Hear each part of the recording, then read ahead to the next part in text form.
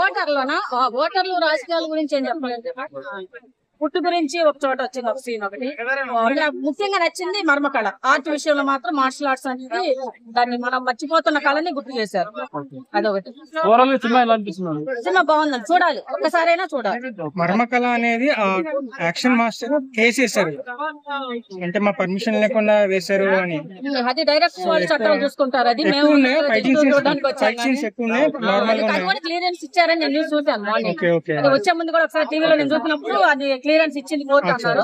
అందుకే వచ్చాను, లేదంటే అయిపోయేదాన్ని. ఇప్పుడు ఇందులో వాళ్ళ ఫ్రెండ్స్ కూడా వస్తారంటే ఇంకా 4 టికెట్లు మిగిలే ఉన్నాయి. ఇప్పుడు ఇందులో క్లైమాక్స్ భారతీయుడు 3 కి లీడ్ ఇచ్చినట్టు అనిపించింది. ఇంకా జాగ్రత్తగా కేర్ గా తీయాలనిపించింది నాకు.